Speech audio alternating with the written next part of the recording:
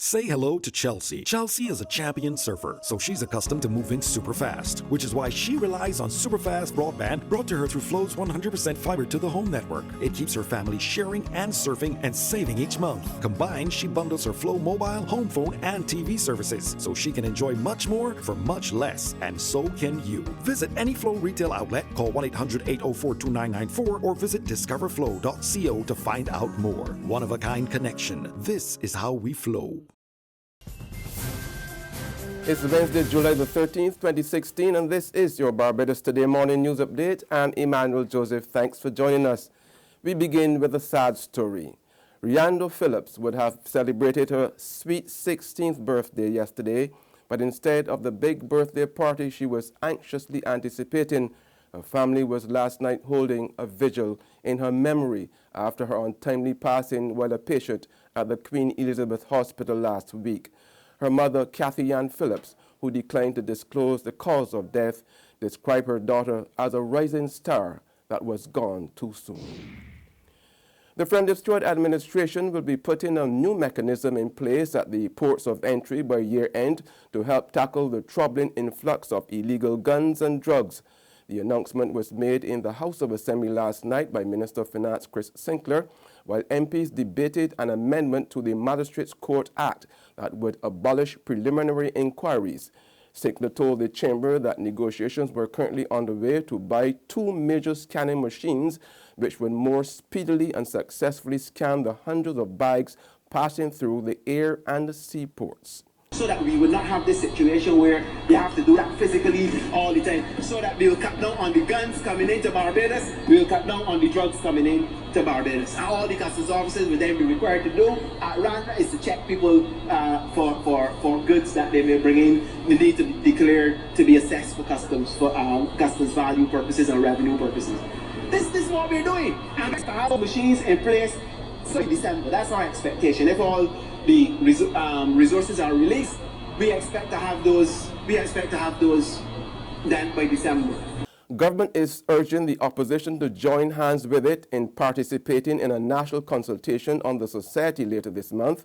In making the disclosure in Parliament last night, Prime Minister Friend of Stewart said he had asked the Ministry of Culture, Youth and Sports to sponsor the consultation in order to unearth the root causes of the social unrest that seems to have a firm grip on a segment of the country's young generation. Stewart said there seems to be a segment of the young generation who believe there is no verifiable way to prove that what is right or wrong, and therefore people are basically free to do what they want.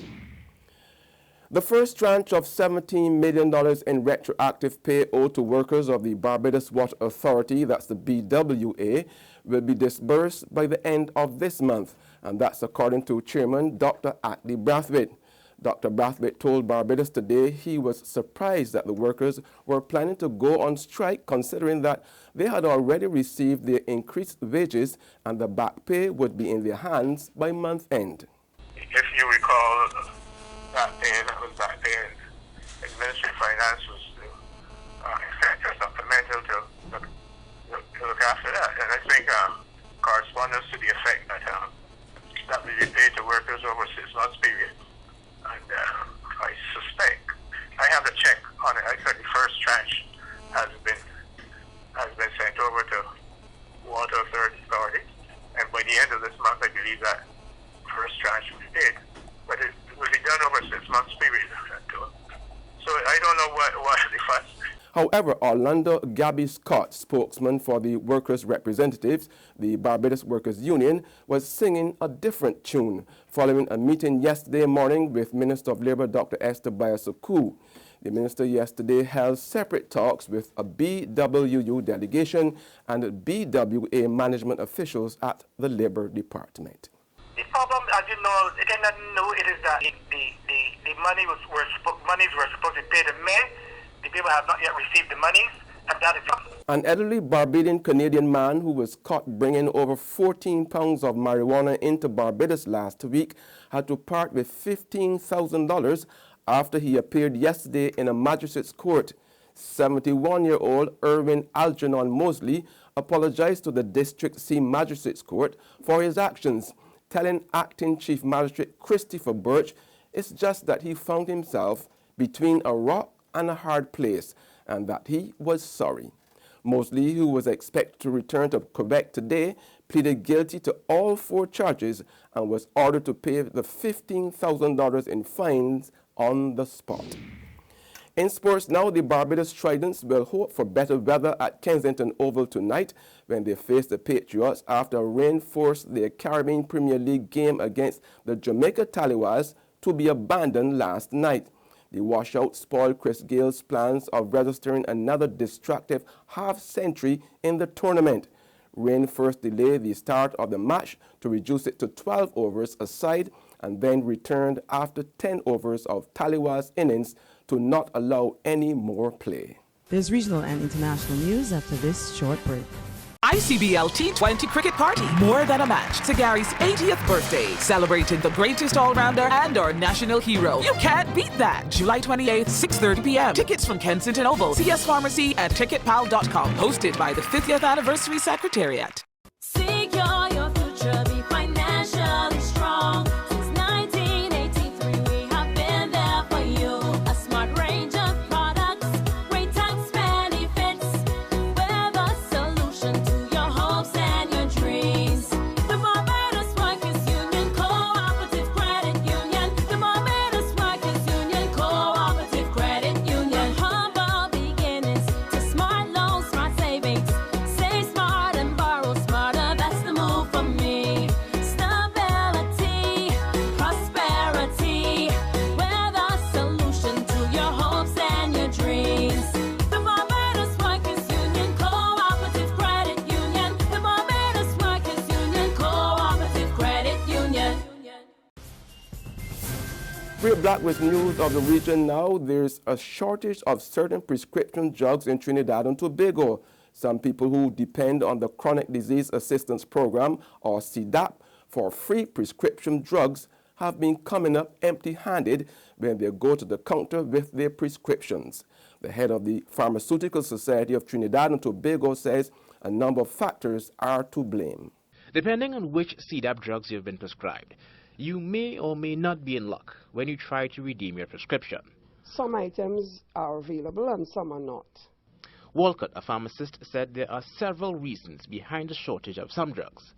When drugs are ordered and the quantity of drugs being ordered depend on the money allocated by the government. Fiscal year of 14-15, the estimates had come to 800 million. The government gave 400 million. The date the budget is read determines when the money becomes available, and that affects how long it takes for the drugs to be delivered. Drugs coming from places like India could take up to 6 months to get here. So now that we come to fiscal 15-16, you have nothing left in the kitty, nothing inside, and your orders go out November, December. Do the maths. And on the international scene, police in Baton Rouge, Louisiana are on high alert because of 2 credible threats to kill police officers.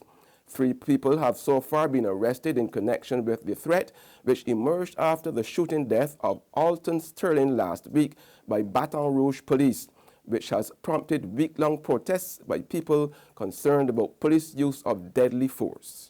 There's a manhunt underway right now for a 4th suspect in that initial threat that you mentioned, the burglary at a pawn shop here in Baton Rouge, where several weapons were taken. It all started late Friday night, early Saturday morning. During that burglary, one of the suspects was arrested by police. He had in his possession a handgun and a BB gun, and during the interrogation, he told police officers that the reason for the burglary was to acquire weapons to use against law enforcement during protests here in Baton Rouge as a result of the death of Alton Sterling. Because of information gathered during that interrogation, officers conducted a raid at a home in South Baton Rouge yesterday. There they arrested 2 more suspects, one of them a 13-year-old. That's news on sports, but for the very latest, visit our website at www.barbadostoday.bb. Also subscribe to our e-paper, email updates, and like us on Facebook.